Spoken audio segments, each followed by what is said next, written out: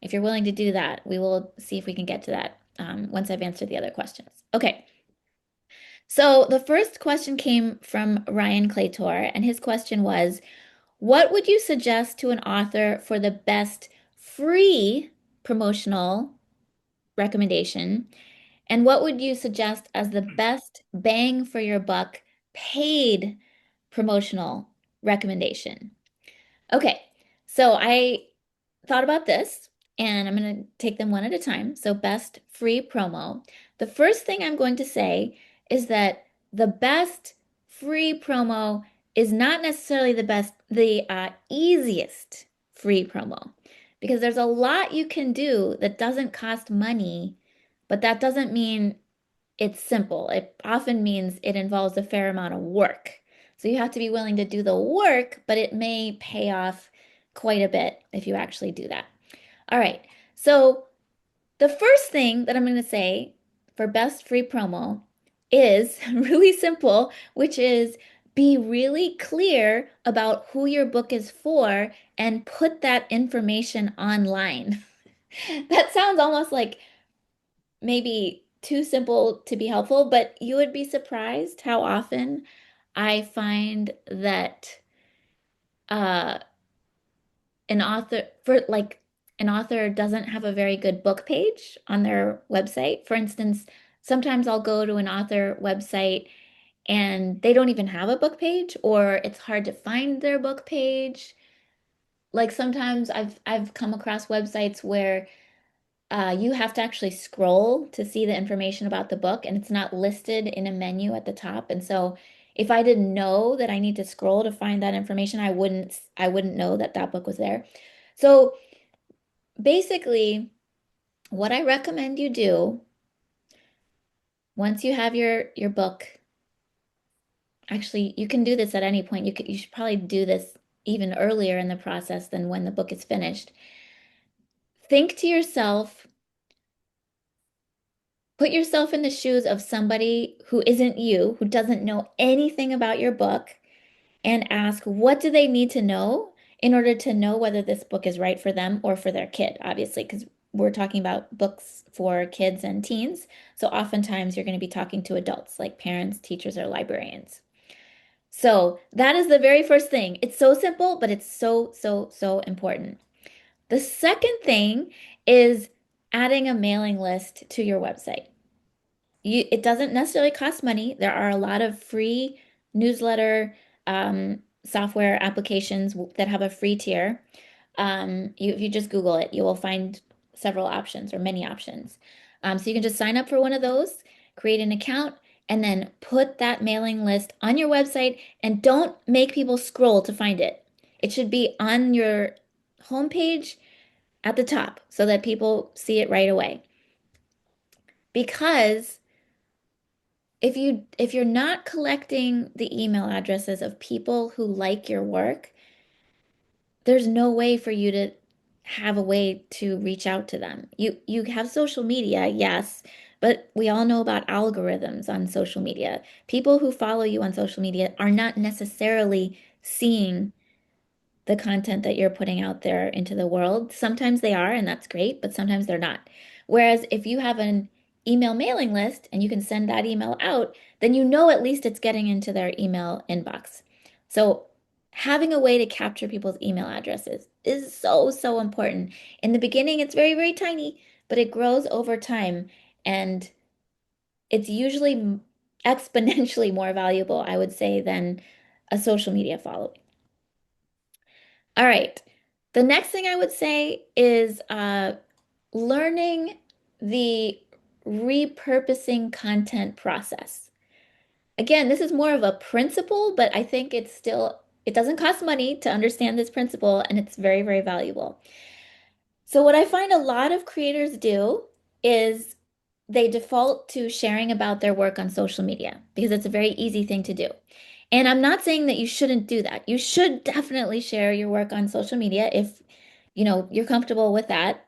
I know there are some people out there who absolutely swear off social media altogether, and I do think it's possible to build a career as a creative without social media, but that's a whole other topic. Um, But what I find people doing often is only sharing on social media, which I think is a terrible, terrible mistake. So what I suggest is a very effective process for sharing about your work is having a blog. This could be a Substack or it could be a blog on your website where you post whatever it is that you want to share. And that could be a single drawing, like maybe it's a work in process page, or maybe you do a little mini slice of life comic about what's going on in your life, or maybe you write lengthy essays or you interview people. Like there's so many different ways that you can kind of share who you are with the world.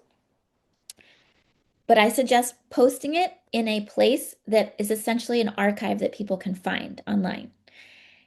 Then send it out via your newsletter. Why do I think that you should do that? Because you're sending it to the people who've already told you, I want you to stay in touch with me. I actually I went to the trouble to give you my email address, which people don't give away easily. And so if they do, that means they really do want to hear from you. And then after that, post a teaser or a piece of your whatever your content is on social media. When you post on social media, the advantage of it is that could get shared. And there's a lot more ways on social media for content to sort of percolate out into the world. Uh, and so that's a way for you to help people to find out about you. But what you want them to do is you want them to click through to your website or your blog or your Substack or whatever, realize that they really like your stuff, and then give you their email address so that you can stay in touch with them.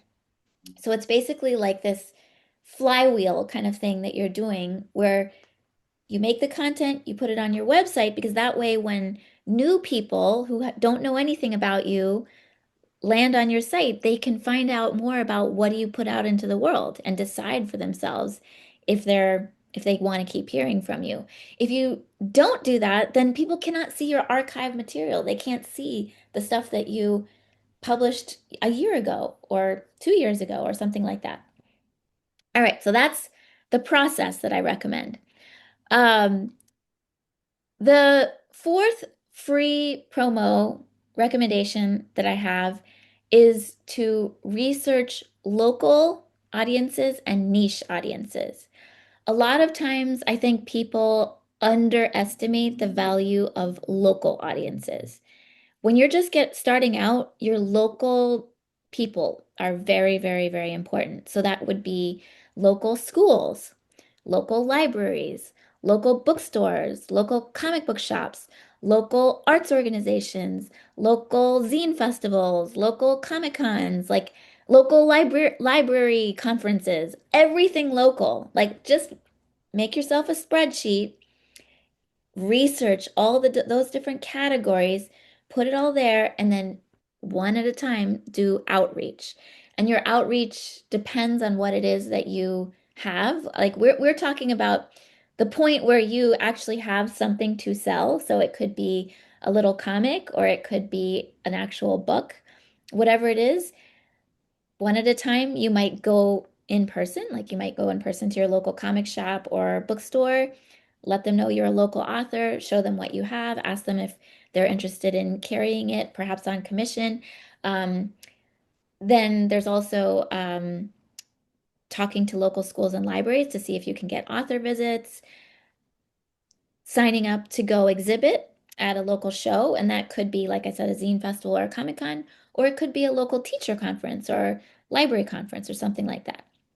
But basically, figuring out ways to be out in the community, letting people know what you do, and slowly building up awareness about yourself and your work. And then niche audiences would be thinking to yourself, who are the interest groups that I could be reaching out to that might be interested in what I do?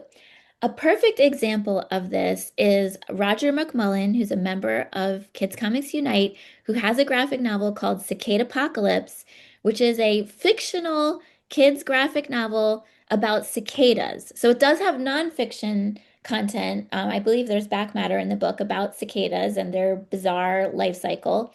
But one thing Roger did is he created a Facebook group for cicada fans because there are people out there who think that cicadas are weird and cool and they're fascinated by them. And through that Facebook group, he would share information all about cicadas. And of course, he wasn't constantly promoting his book, but every now and then he definitely would talk about his book. And he had this captive audience of people who were naturally interested in what he was doing.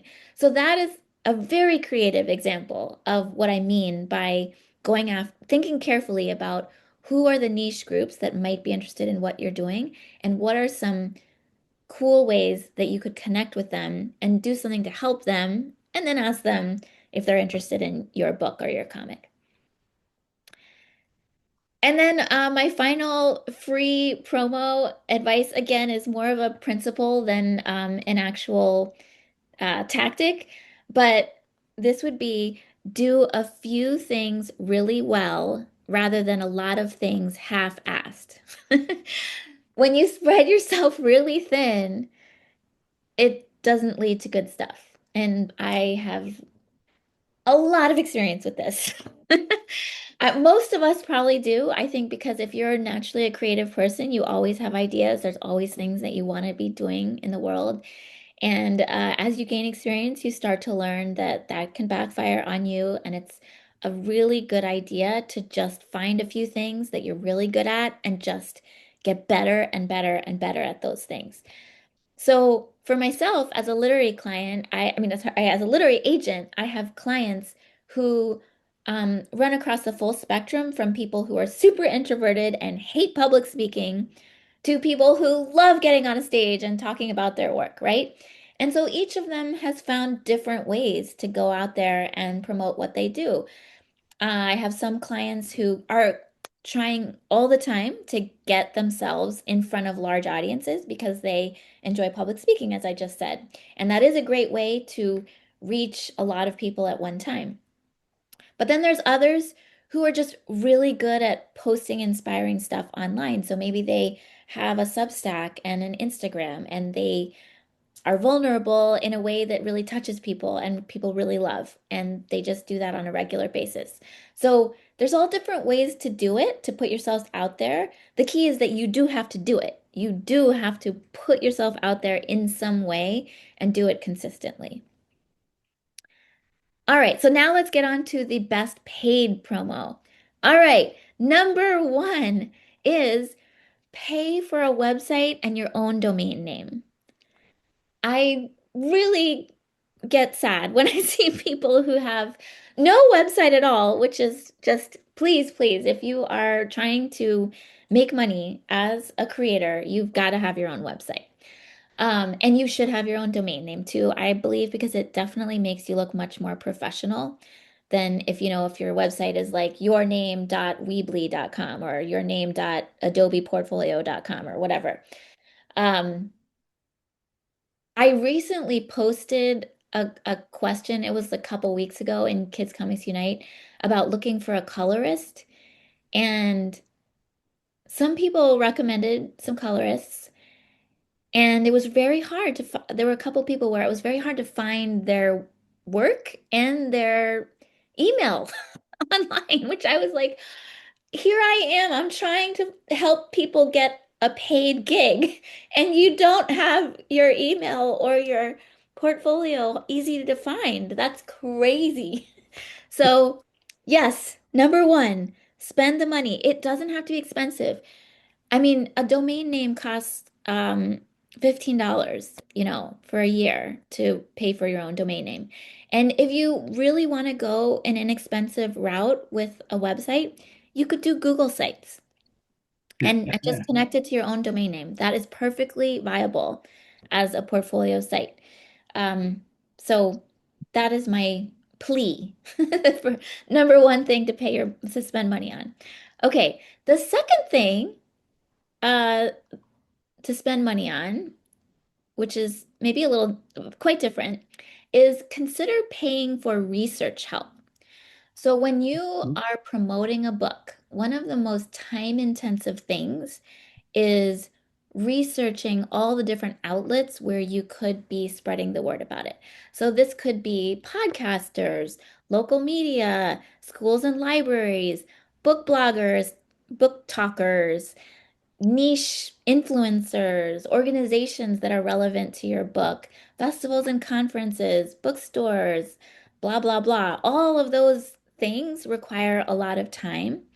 And so if you could find a smart college student, for example, and pay them, minimum wage to help you out for a few hours, for a few weeks, perhaps, to compile a really solid spreadsheet, that is a really good investment because now you have something that you can use to do outreach on a regular basis. And the way that I recommend doing this is setting aside a couple hours every week where you just say, this is my time to just send out emails to people on my list.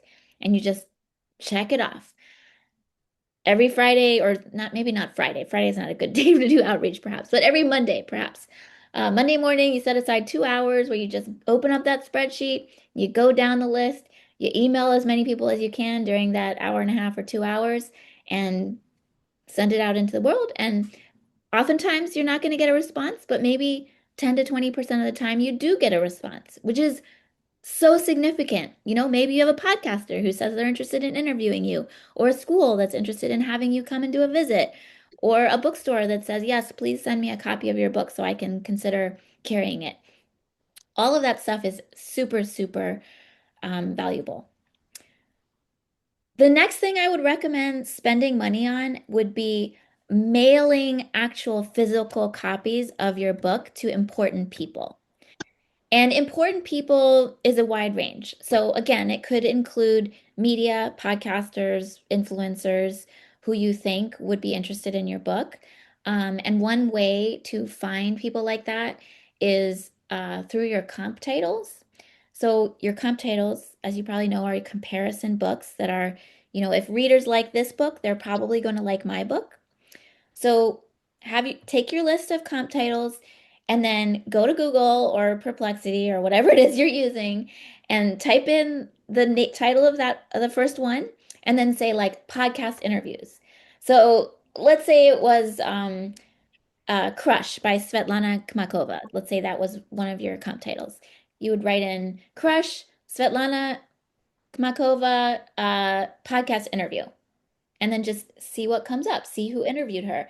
Because whoever interviewed her, if your book is a good comp for that, maybe they'd be interested in interviewing you. And same goes for a school visit. Same goes for bookstores, indie bookstores, for example, that maybe reviewed her book or something like that. Okay. So once you have your list of those people, important people you want to reach out to, then you send them an email and you ask if they would like to get a copy of your book to consider it. And you can offer them a PDF because some people don't want something in the mail, or offer to mail it to them. Now, mailing a copy of your book costs money, right? It costs whatever the wholesale cost of your book is plus the postage. So maybe it ends up being $20 per person, but that is actually, I would say, very well worth your time if the person is somebody who really could be a significant boost for your exposure. The fourth thing that I would recommend spending money on is exhibiting at shows or conferences. Now, one thing I would recommend is that if it is at all possible for you, I recommend going to the shows or conferences that you're thinking about exhibiting at before the year when you need to actually spend the money to promote your book. Because if you just go to visit and you're kind of scoping it out, that's going to give you a good sense of several things. It's going to help you understand whether the audience of this particular show is really a good fit for you.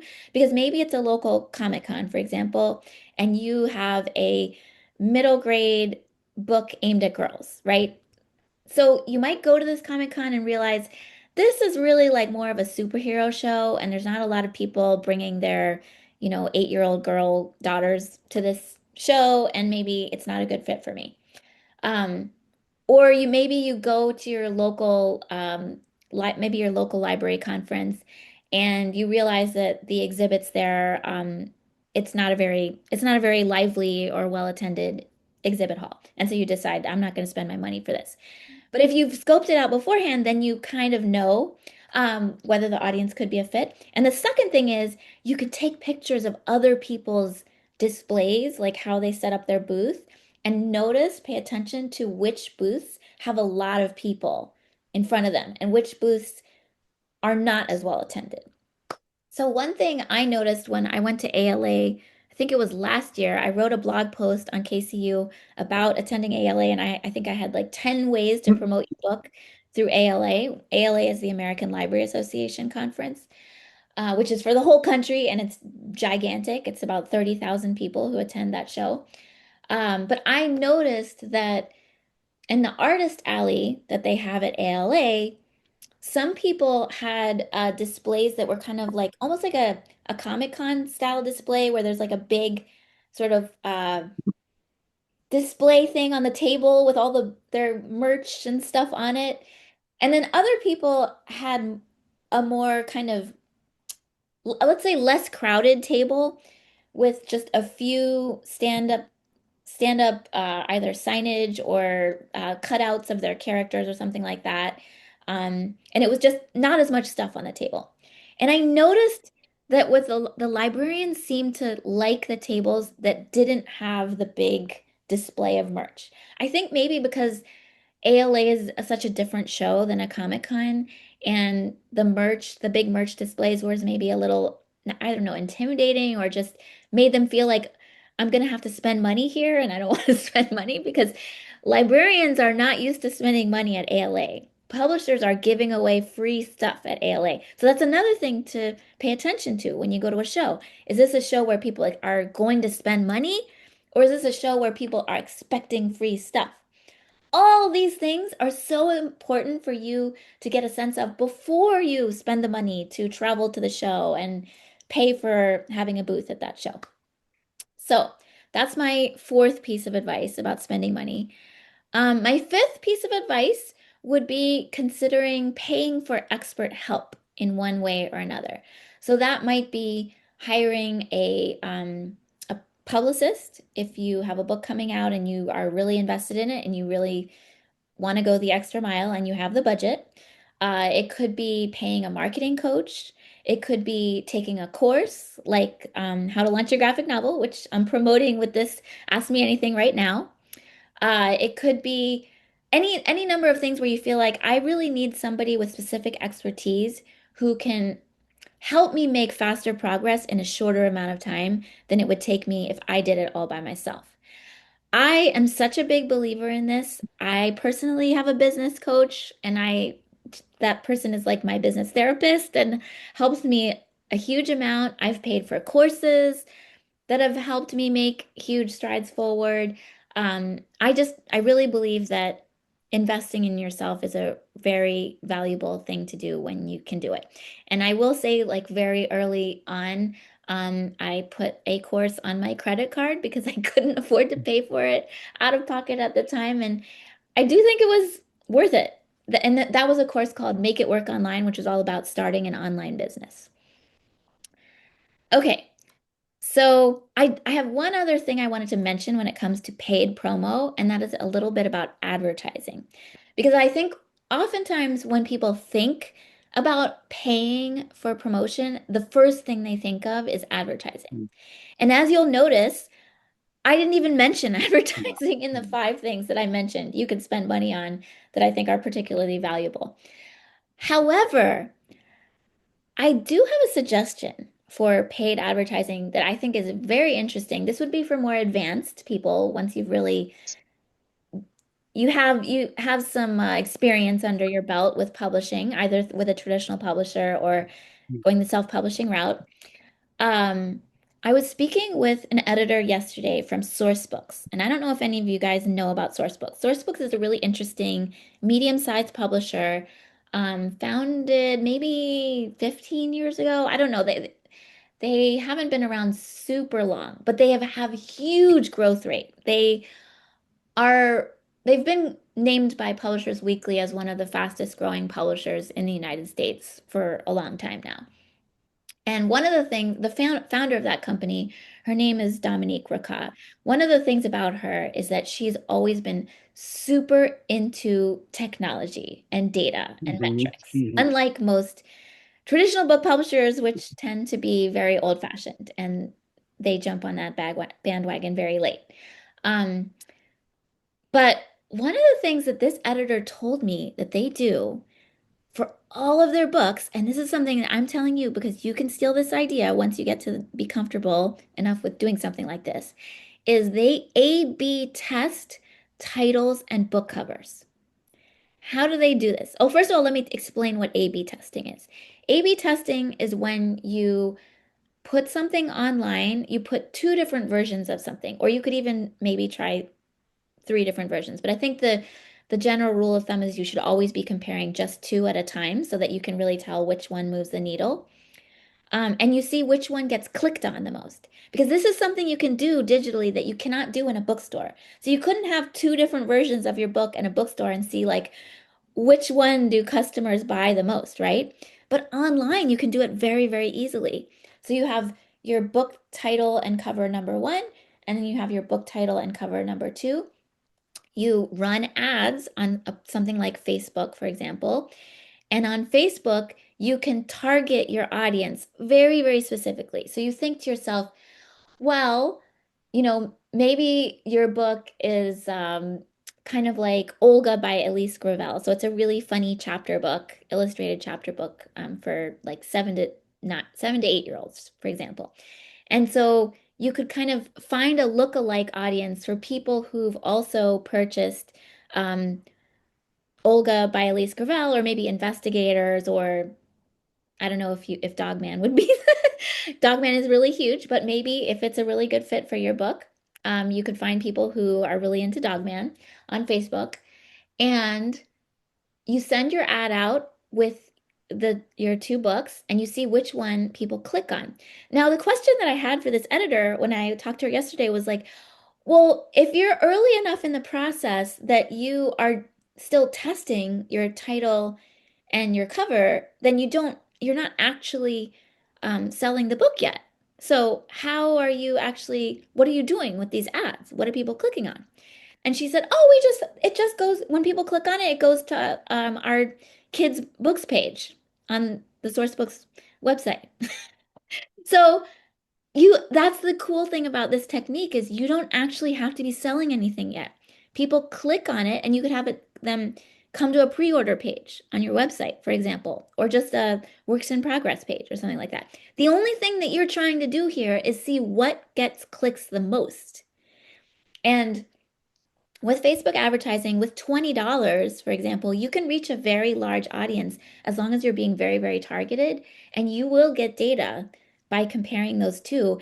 And the thing with titles and book covers is that they are super important. Think about when you go to a bookstore or you go to the library and you're looking at the new book section and you're just browsing. What attracts your attention? The cover and the title, usually, right? We were just talking about how me and somebody else here, we were at the library this morning, and I just went to the new book section, and I was just kind of like poking around, pulling books off, and the books that I pull off the shelves are the ones that just, I don't know, they attracted my attention. I really love doing this. I love the serendipity of not going for a specific book, but just seeing what calls my attention. So covers and titles are so, so, so important. So this might be something I would also put in like most valuable free promo advice is think carefully about your book cover and your title. Ask people which one do they like better. Ask a lot of people. Get feedback from your friends and fellow creators. Don't just pick the one that you like the best, because oftentimes the one that you like the best is not necessarily the one that ends up being the most popular with people. A really great example of this, which I think I've talked about before, Smile by Raina Telgemeier, has a classic book cover. It's like an emoji of a smiley face with braces in it, right?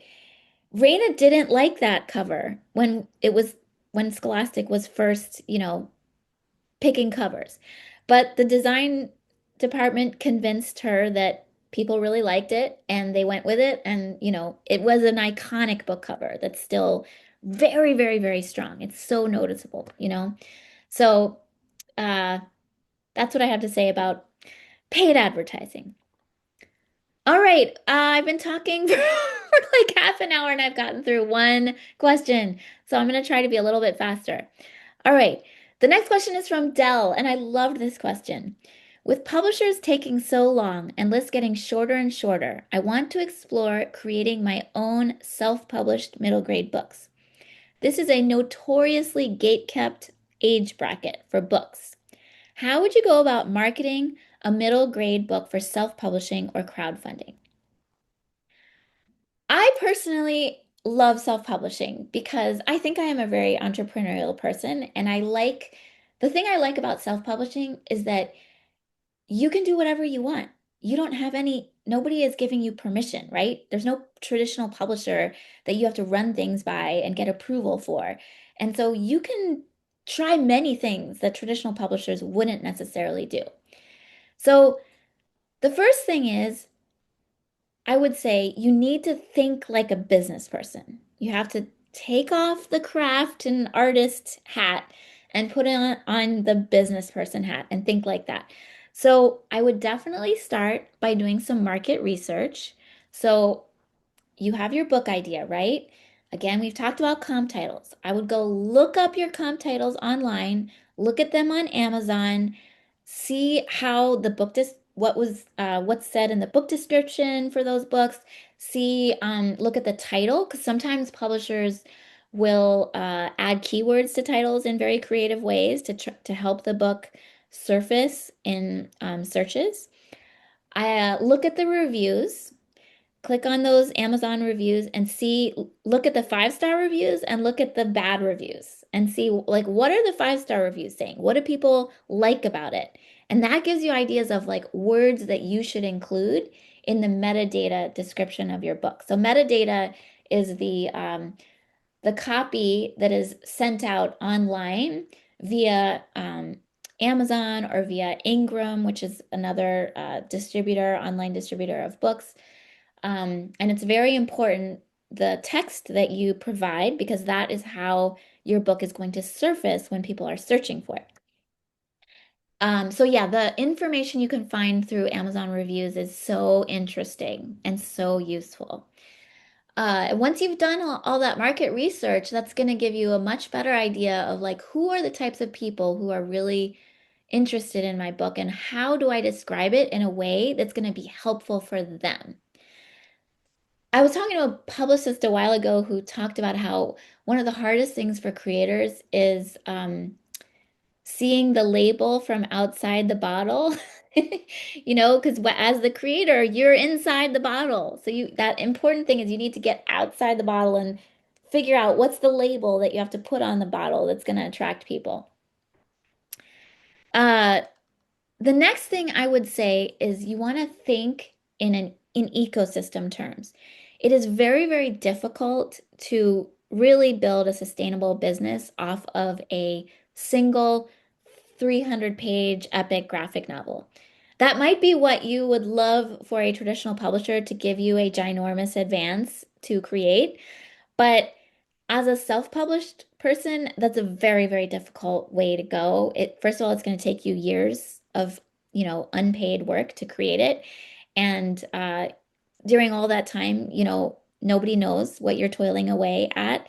So you probably need to go in a very different direction. I recommend thinking as a serializer. So you're serializing your work. A lot of times having it available as a webcomic online is a very good idea. So you're slowly putting episodes out, just sharing it publicly online. Um, there are quite a few very well-known graphic novels that started as massively successful printed graphic novels that started out as webcomics. So I think for you, if you're thinking about going the self-published route, that's definitely a way to go. I wanted to share one specific example of this. So hold on, let me make sure I have it pulled up. So some of you might know Alec Longstreth because he has come and done some workshops for Kids Comics Unite in the past. So Alec Longstreth has this series called Isle of Elsie, which he self-publishes online first as a webcomic. So you can, and it's so friendly, this website. It's so appealing for kids, but also for parents or teachers or anybody. If you click here to start at the beginning, he's basically it's just taking a printed comic and making it available to read online, scrolling version, just like this. Okay. And the other thing is he did put his name and website on every single image, which is also very smart. So if it gets shared somewhere, people see that. Um, but the next thing that he does after he publishes his webcomic online, once he has enough material to collect it into a printed comic, he then crowdfunds the printed comic. See? So this is an example of the printed comic. It's really cute and it's probably just like 30, yep, around 32 pages. Um, Looks just like that, just like an old school comic. But what's cool about the crowdfunding campaign is that's kind of how he's building his following. Because when you do a crowdfunding campaign, Patrick can attest to this, you really have to hustle. You must get yourself out there and just cover all the bases you possibly can. You have to be shameless. You have to be promoting nonstop for however long your crowdfunding campaign is. Maybe it's 20 days, maybe it's 30 days. It's a lot of work, but it's very good because it forces you to jump off the cliff basically and just learn to promote. And if you can do that and successfully self-fund crowdfund your self-published comic, then you've got this thing that you can then not only send to the people who supported you for your crowdfunding campaign, but you can bring it to shows. You could make book school visits and then go to schools and talk to students about your comic. And you could have the school buy a whole set for the whole class, for example, or maybe the school sends home a note to parents so that they can buy it a signed copy from you when you do your school visit. So basically, like once you have the physical item, there's just so many different things you can do with it to go out there and sell it. And then once Alec has crowdfunded his multiple serialized printed comics, he produces the graphic novel version of it, which is, I have a copy right here of the actual graphic novel, which is hardbound, beautiful edition, nice printing. And it's basically just collecting multiple printed comics. So he's created this whole system and he just keeps doing the same thing with the same comic, but just growing that audience slowly with every single edition that he's putting out into the world. He's slowly growing it over time. So in the beginning, it's tough, but if you keep following that process, that flywheel sort of slowly starts to get easier and bigger as you go.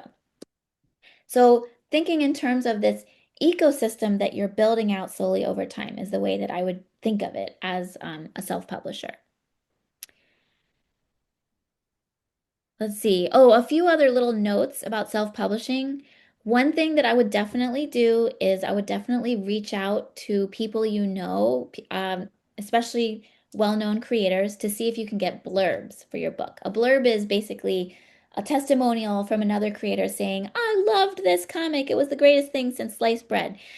Because if you are building community and you know some creators who are further along than you, and you ask them if they're willing to take a look at your book, and they do, and if things go really well and they give you that quote, those quotes are super awesome because you can put them on the back of your book, just like Alec Longstreth did on the back of his book. And you can also put them in the metadata for your book, like for online, for Amazon, for Ingram, etc. And sometimes that can help, like if somebody is searching for that author's name, if you have that author listed in the metadata for your book might be listed somewhere in that big list of search results that come in when somebody's searching for that other author. So it can help you in that way as well. So blurbs are a very, very good thing to do. Um, And then the final thing that I would say is getting reviews. And this is something that is applicable whether you are self-publishing or whether you have a traditional publisher. I think the single most important part of your whole marketing campaign is going to be reaching out and asking people to leave a review for your book. Because if you think about it, when you go look up books online, even if you don't buy from Amazon, if you really hate Amazon, which there's plenty of us who have a lot of problems with Amazon, the one thing I will say is that Amazon is the best source for book reviews.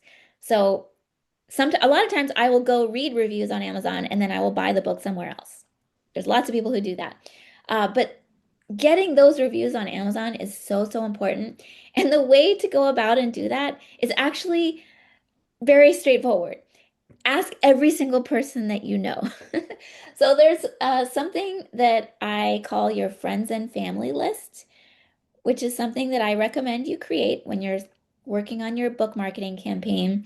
Just a spreadsheet where you go through all your contacts, go through your, Gmail contacts, go through your social media lists, your LinkedIn, your anywhere where your Discord groups that you're a part of, um, people in volunteer organizations that you're affiliated with, like everybody that you can think of, make a giant spreadsheet, send them an email. Let them know that, hey guys, yeah, or hey so and so, don't say guys. Email them one at a time. This is what makes it take so long and why you might want to hire a college student, for example, to help you. Um, I have a book coming out.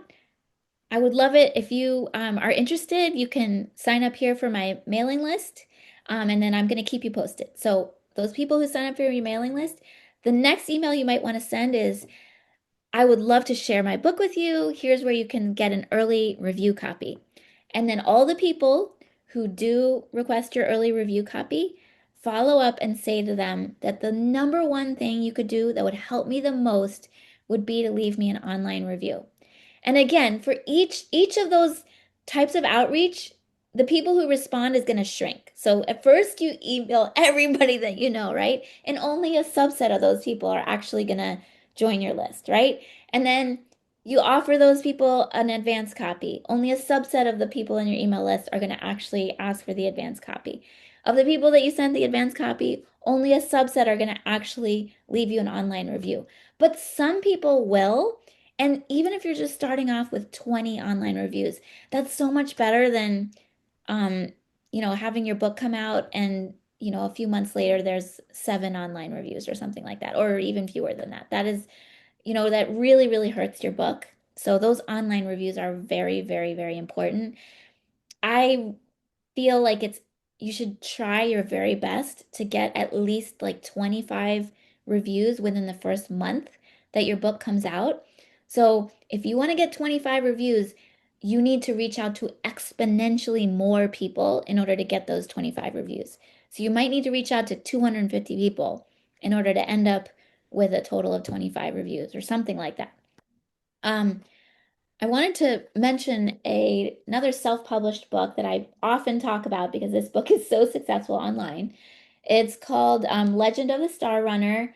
And speaking of things that you can do when you're self-published that you cannot do if you're working with a traditional publisher, when you are self-published, you can put whatever you want in your book. You can design it however you want. I do recommend that you design it very professionally. So if you are not a professional designer, that's another area I recommend spending money. Spend money on a professional book designer to help you create something very polished. But for example, in the beginning of this book, this is like right after the title page, the author has a page. Sorry, I have to like try to make it come up to my screen. It says, get the fan package for free. Go to timmytobson.com and get the Easter egg companion, the lost chapter, and the numbers cheat book as PDF files. So this is sort of a solve it yourself mystery story, which is really awesome. And I think that's part of the reason why this book has so many great reviews online, because parents really love how interactive this book is.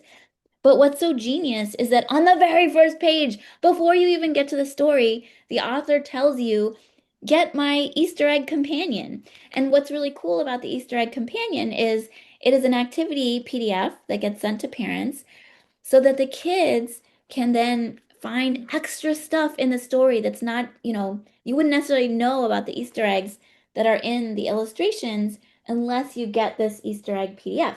But of course, now the author has the email addresses of the parents or the teachers or the librarians who got the book.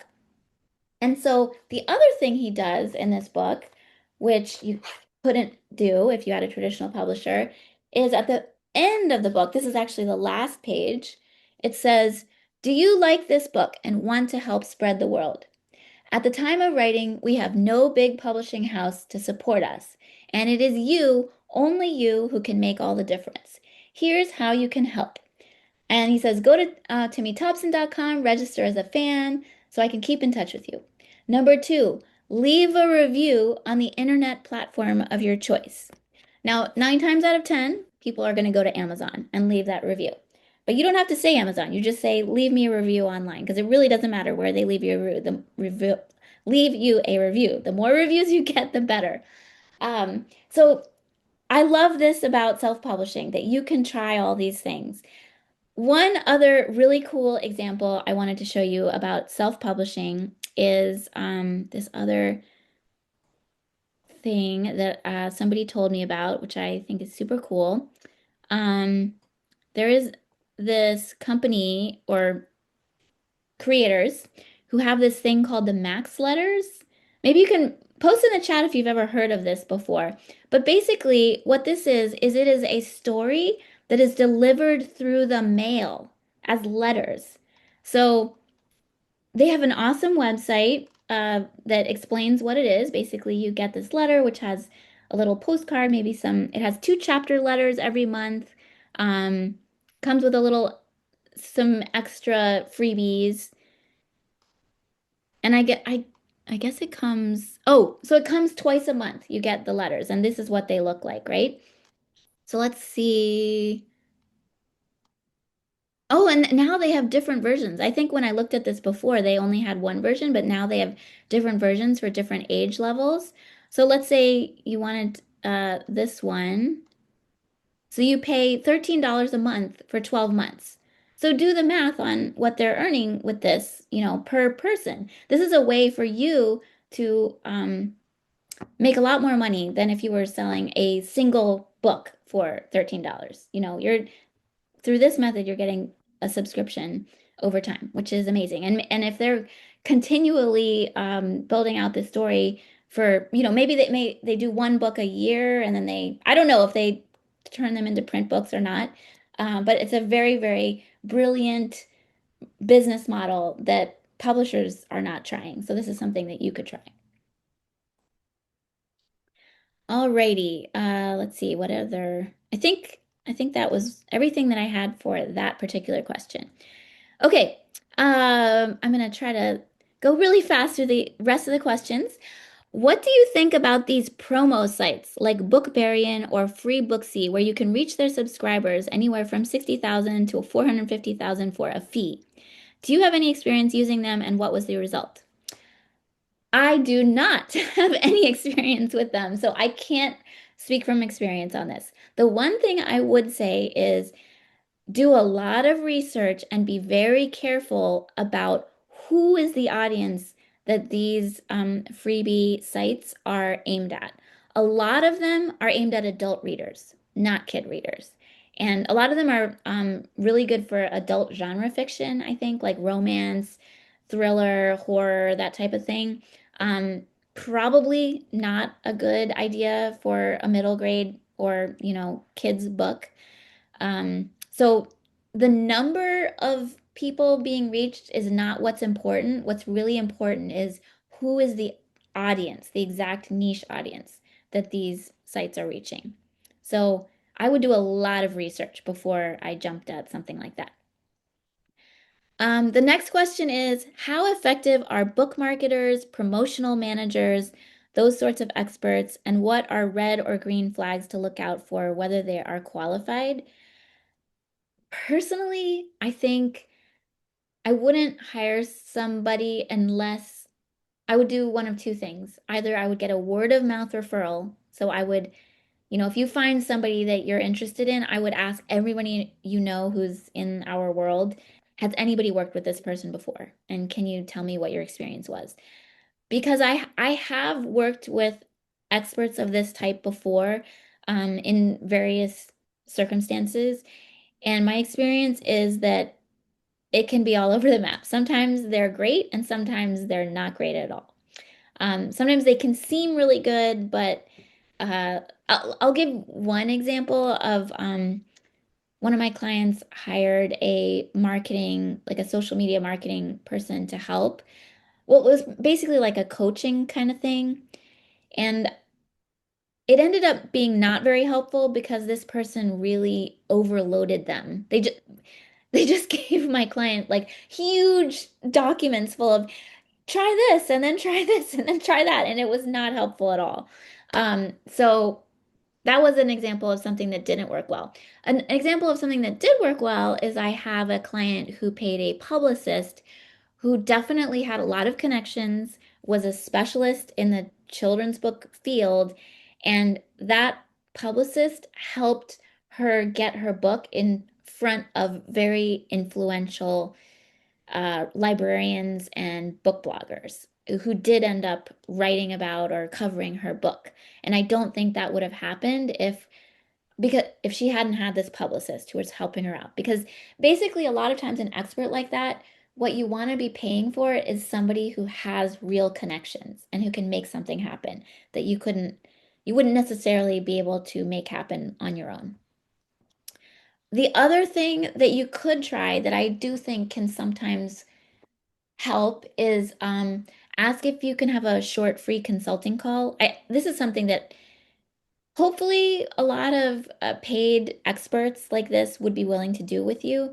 But like a 15-minute call where you can just tell them about what you're doing and get a sense of what they're like. Because I do think that sometimes gut instinct tells you a lot. Like if you have a lot of rapport with somebody, that's a good sign. But if you talk to somebody and you're like, I don't know, I have a little spidey sense that something doesn't quite feel good about this, don't work with them.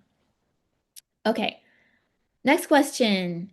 Can you discuss the basics of setting up classroom and library appearances? The first thing I would do with setting up library and school appearances is think in terms of three phases. You have your pre-visit phase, during the visit phase, and after the visit phase.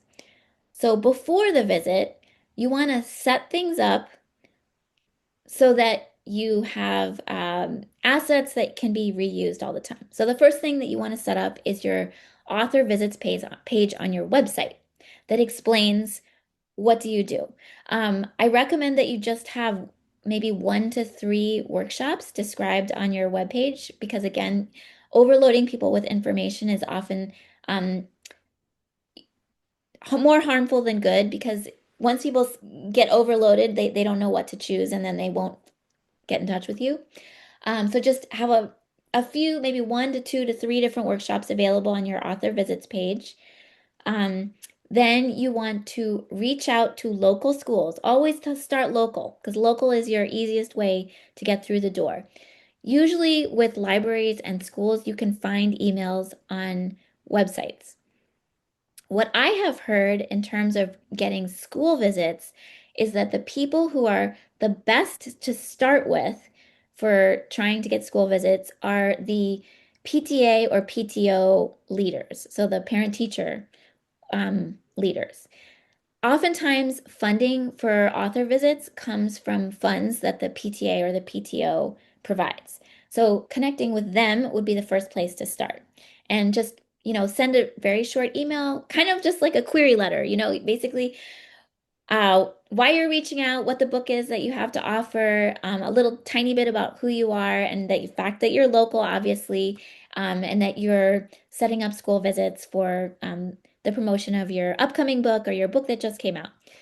Um, if you don't get any response from PTO or PTA, then you can try the next person I would try would be the librarian or media specialist at a school. If that doesn't get you anywhere, you can try the principal or vice principal. If that doesn't get anywhere, you can try individual classroom teachers and see if, if your book is great for third graders, for example, you could reach out to all the third grade teachers. The one good things about schools is that it is usually very easy to find email addresses because schools post email addresses on their websites because parents need to be able to reach the teachers. That's why it's much easier to find email addresses of teachers than almost any other type of professional out there. Um, for libraries, sometimes it can be a little harder to find email addresses, but oftentimes there will be a librarian listed on the library website who's in charge of programming or events or the children's librarian or something like that. And so same thing with them, reach out to them by email. And the nice thing about having your website, your author page on your site set up first is that all you need to do is include a link in your email, here's who I am, here's my book, and here's a link to what I offer for my author visits. And then people click on that link and they find out more about the exact type of talk that you can offer. And then if they, one other thing I want to mention is that in the beginning, I recommend doing author or school visits either for free or very low cost because you just want to get through the door in the beginning. You want to have a few experiences under your belt so that you can get testimonials to put on your website. As soon as you start having people saying, like, oh my gosh, so and so came to my class and they blew the students away, it was amazing. You can put that on your website, and that's when you can start raising your prices. Because when people go to your website and they click on that author visit page and they see those testimonials, that makes them feel more comfortable with spending money to bring you into their school. Um, the other thing I would recommend is that if a school does say yes, they want to bring you in, I would provide them with a PDF that they can send to parents before your visit that tells them about you and your book and maybe gives them the opportunity to buy so that you can bring, copies of your book to give to students at your visit and you can personalize it for them when you're at the visit, for example. Um, yeah, basically you want to think about all the different ways you could possibly sell your book when you're visiting a school. So there's few different ways to do that. One way would be to sell a classroom set. Sometimes schools do have the budget for that. Of course, budgets are being cut right now, so things are hard for all of us, but you can give that a try. And then also, of course, what I just said about telling parents that you're going to be visiting and they can buy your book for their kids. The other thing is making sure that you confirm all the logistics before your visit, like if you need a screen, if you're going to be drawing on a whiteboard, or like anything that you want to make sure is in place. And of course, finally, designing your talk. I have a whole blog post about author visits that's basically me transcribing a workshop that Melissa Taylor, who's a very well-known expert in school visits, gave for Kids Comic Studio, I believe it was last year. Or maybe it was How to Launch Your Graphic Novel. I can't remember where she came, but she came and gave a talk for us last year, and she gave a fantastic presentation about how to design presentations that keep kids' attention. So please go Google that article, and maybe if somebody knows what it is, you can put it in the chat. Um, Next, during the visit, here's a piece of advice that Melissa Taylor offered in that blog post, which was ask the school what is their quiet signal. So a lot of schools have a certain thing they'll do, like they raise one hand in the air or they go like this or something like that. They all have their different signals, but figure out what it is so that when you get up in front of the students, you know what to do to let them know, okay, now it's time to put your eyes on me and pay attention. Um, Try to make your presentations interactive, of course. This should be a no-brainer, but you want to get the kids engaged, have them super excited. So preparing well in advance so that you know what you're going to be doing. Don't get up and wing it. Have a talk that's really well thought out so that you can then be spontaneous in front of them. Being very well prepared so that you can be spontaneous. It sounds like you know, non sequitur, but that's actually the best way to go. Okay. So what else do I have about? Oh, okay. Two other pieces of advice for when you are at the school or the library doing the visit. Number one, try to get the email addresses of all the adults that you interact with. So, if you're meeting a teacher, say like, "Oh, so great to meet you. Can I jot your email address down so I can send you a thank you afterwards," or something like that. Or let's say you're doing a library visit. At the very beginning and at the end of your presentation, you can say, just for any parents who are in the room, I have my mailing list sign up right over here. Make sure you go sign up either right now or at the end of my talk. Whatever you can, make sure you're asking for email addresses. And the other thing is try to remember to ask somebody to take some photos of you while you're doing your talk. Ideally, you want somebody who's at the back of the room, who's taking a photo of you so you're facing the camera and all the kids' heads, we just see the back of their heads. We don't see their faces because as you know, you can't post photos of kids online without permission. So as long as you just have the backs of their heads, it's okay. Um, okay. After the visit, the next thing you need to do is follow up right away. So send an email saying thank you to anybody who helped organize. So if it was the PTA leader, but also there were a couple classroom teachers who helped you while you were there, include all of them in your email. Address them by name and say how wonderful it was meeting their students. And there's two things you should do in your email. Number one, you should say, I would love to get your feedback on the visit. I always love getting any thoughts on what I could do to improve. So please let me know any thoughts that you have. And then secondly, do you happen to, if you happen to know somebody at another school, a colleague who you think might be interested in my talk, I'd love to hear that too. So the great thing about asking for feedback is 9 times out of 10, people will email you and say like, you were awesome. We loved it. And then you can reply and say, "Oh, is it okay for me to put that? You were awesome. I loved it, or we loved it, on my author visits page." And most of the time, people will say, "Sure, you can do that." So then you can put that quote on your author visits page, and you are building social proof. Social proof is basically something that's very compelling to us humans is when we see other people saying that something or someone is good. We are herd animals, and we always want to do what other people are doing or believe what other people believe, right? And so having social proof on your author visit page is super, super important. And that's why I say, like, do an author visit for free the first time so that you just get that first quote on your author visit page. And it's low stress for you. And then after that, you can start charging. Um, and then, of course, if they email you and give you that wonderful quote, you want to say thank you to them again for saying that about you.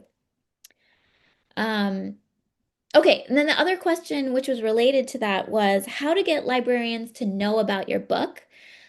Besides ALA, I think there was another part to the question, but I forget exactly what it was. Um, So the first thing is you need to get reviews in library journals if you possibly can. If you are working with a traditional publisher, this is one of the most important things that they are going to do for you. A lot of times creators can feel like I'm not really sure what my publisher is doing for me marketing wise. I feel like they're not doing that much. They are doing things. They do have certain things that they will do for you. The most important is they will send a copy of your book to Publishers Weekly, to School Library Journal, to Kirkus Reviews, to Booklist, the Horn Book, all these journals that are very, very important for libraries. A lot of libraries and school systems have rules in place um, about what types of books they're allowed to purchase for their system. And well, libraries not so much, but schools definitely. And one of the rules for schools often, not always, but often is it has to have been professionally reviewed. Because, there's liability issues and there's a lot of book banning going out in the world right now. And so they want to cover their asses. So Getting professional reviews is very important. If you are self-publishing, I think I should have had this in my list of paid promo that I think is actually worthwhile. I do think it's worthwhile for you to pay for a review from one of I believe maybe both Booklist and Kirkus Reviews offer paid reviews, which unfortunately is probably expensive. It's probably a few $100s. If anybody knows how much it costs, please put it in the chat.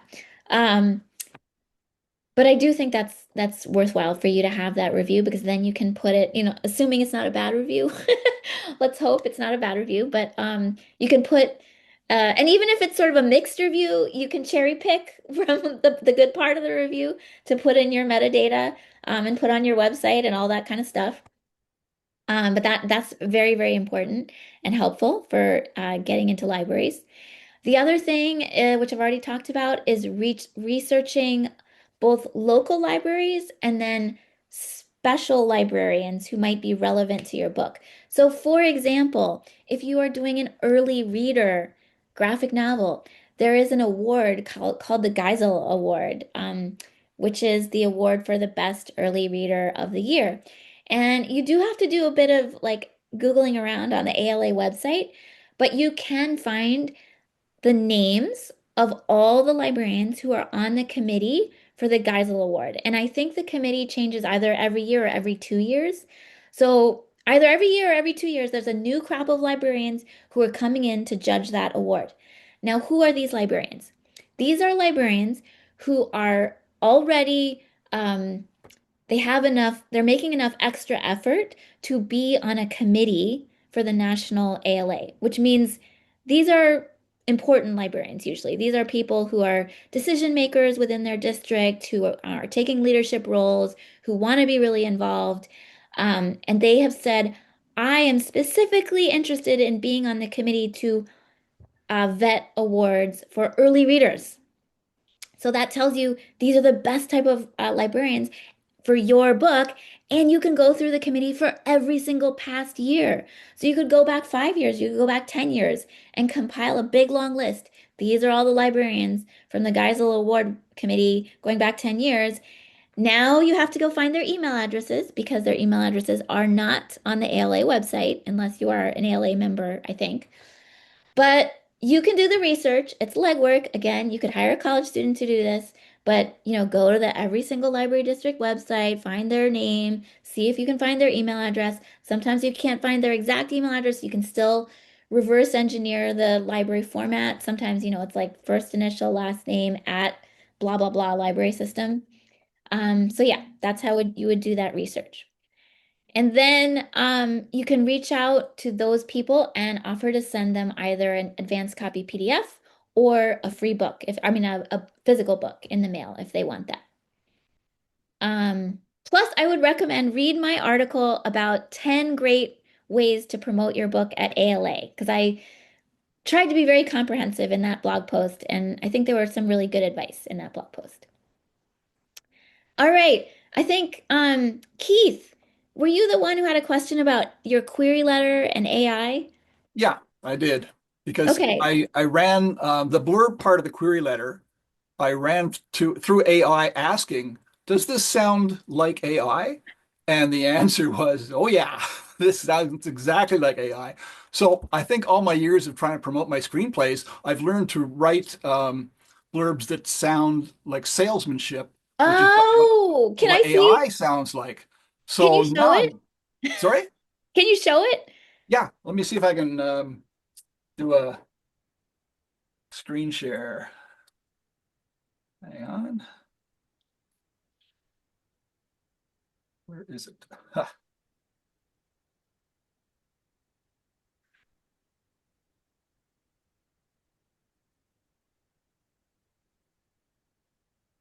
Maybe, Keith, while you're pulling it up, I Mhm. can briefly do my own pitch here. The reason I'm doing this, ask me anything. I'll do it after you're done. Okay, so Keith, we'll do this, and then I'll talk about how to launch your graphic novel. Okay, great. Okay. All right. So can you scroll up a little bit so I can read? Okay. Okay. I'm looking for rep is it the first paragraph you think or the second The paragraph? second is the Oh, prompt. okay. Yearning for adventure, timid 14-year-old bookworm Toby Pendleton escapes the horrors of the 1940 London Blitz when he is portaled into the medieval kingdom of his favorite story, The Shield of Pendra. Vowing to help a headstrong teen princess save Pendra from an impending invasion and to prove he is not the coward his war hero father thinks he is, Toby embarks on a perilous quest to recover a hidden legendary shield that could defeat the enemy king. Guided by clues from the story, Toby makes his way through enemy territory to the fog-shrouded ruins of a once great city. But holy cripes, it's London. He's not in a fantasy world like he thought. This is a post-apocalyptic Britain, and looming out of the fog comes the monstrous World War II battleship Bismarck that helped Germany destroy Britain. And now Toby must stop it from destroying Pendra Castle, which contains the portal that will allow him to return home and save England. Hmm. It's very well written. Maybe that's why people think that it was written by AI. Um, it doesn't, you said it, people said it was too salesy, which, so I kind of did expect it to be salesy, but to me, you're basically, it's a solid short synopsis of the story. Um, I do have a little bit of like story feedback. Sure, Um, maybe that could be part of the issue. I mean, so the very first sentence makes me think of Narnia. Because that's The Lion, the Witch, and the Wardrobe is some kids are sent out of London because of the Blitz, and they're go into this make their way into this sort of high fantasy world out in the right. countryside. That brings a strong comparison into my mind.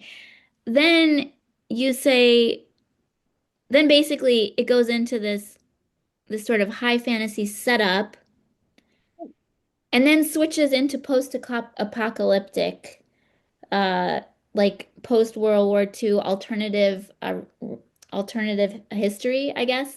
Exactly. So you're kind of swerving from one genre to another. You're sort of starting in classic children's fantasy, then high fantasy, then post-apocalyptic, maybe sci-fi, and then alternative history. And I think this is just my feedback as like an editor. If I was reading this, I would feel like this is a maybe one genre mashup too far. There's a lot going on here. Um, that would just sprang into my head. So that's just one piece of feedback. But the AI thing, I'm really interested about that. I mean, you use hyphens, which people say is a sign of AI because AI loves Yeah. to use hyphens. Uh, I mean, should I change my writing style entirely just to not look like AI? But this is how I write. This is who I am. right. I don't think so. Okay, let's read. Can I read your first paragraph? Can you Yeah. scroll up just a tiny Yep. bit? I'm looking at what's gorgeous this. I don't want it.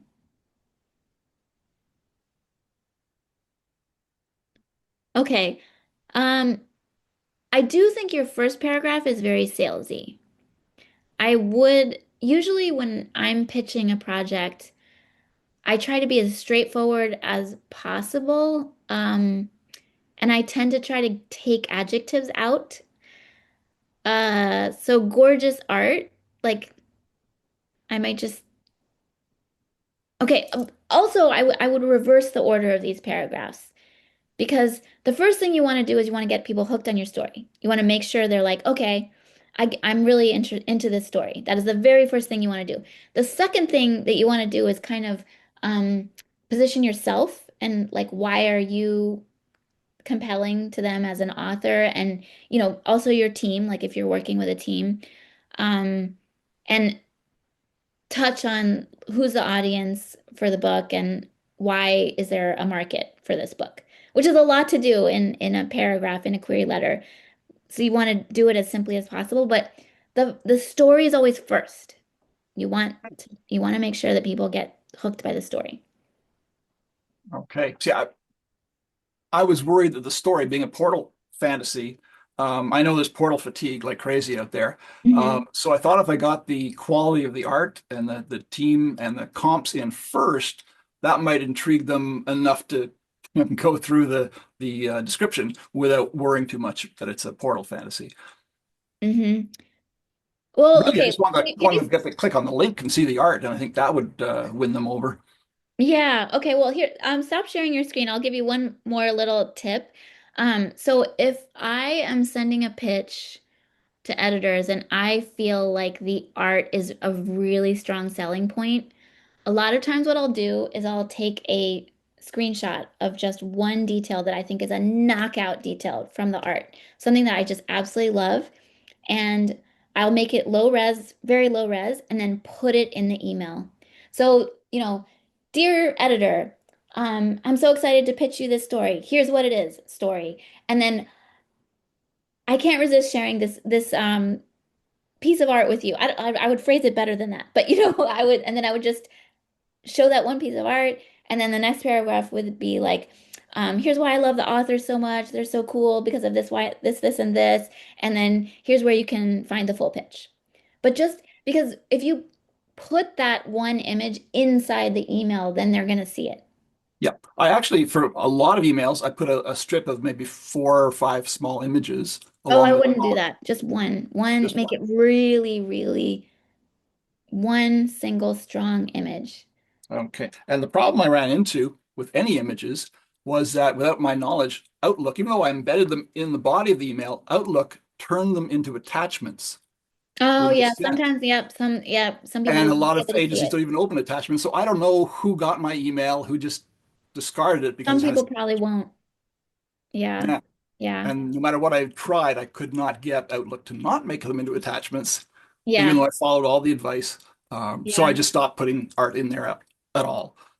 Yeah. It Yeah. had a little no AI logo at the bottom, and that turned into attachment. So I couldn't win. Yeah. Yeah. Well, thank you for sharing. That was super interesting. I can't believe that's such a wow. We're in a different world now. Yes, sadly. But thanks Yeah. very much for your advice. Sure, sure. And keep in mind that I gave you my thoughts on this, and you might talk to a different agent, and they would give you exactly the opposite advice. This is like a such a subjective business. I do It things the way is. I do it, and other people do things in different ways. There's so So, much conflicting advice out there. yes, It's yes. crazy. Yeah. So, okay, guys, you hung out with me for almost an hour and a half.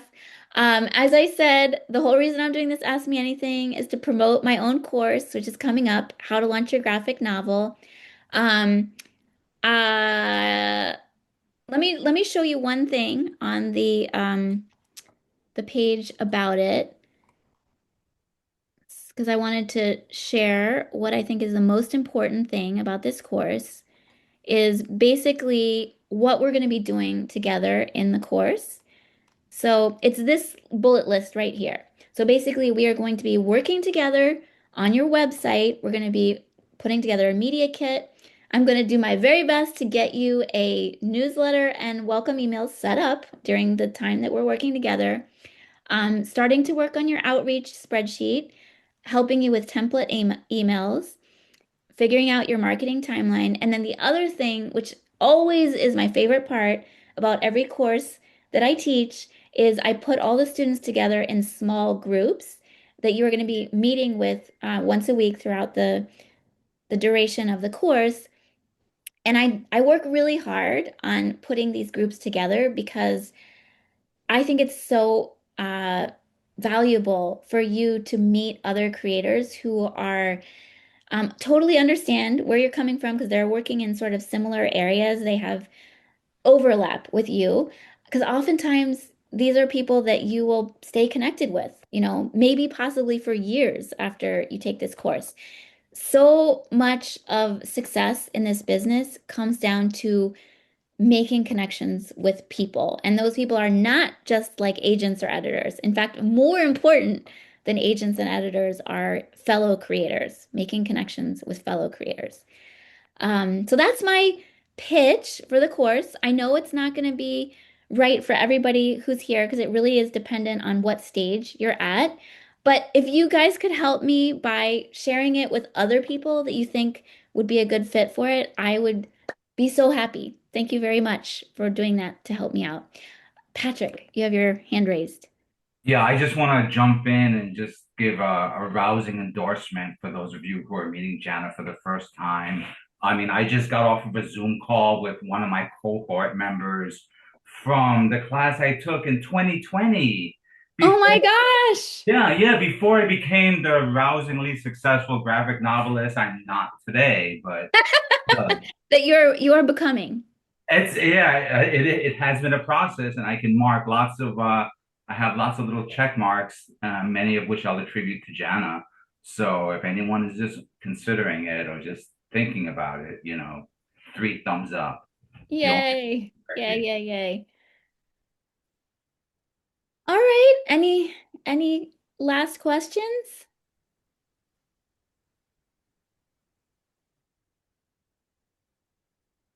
All right. Thank you so much for hanging out with me today. It was awesome. I hope I managed to answer those questions in a coherent way for all of you. Go out and do some fun creative stuff this weekend. Thanks, Bye, Jen. everybody.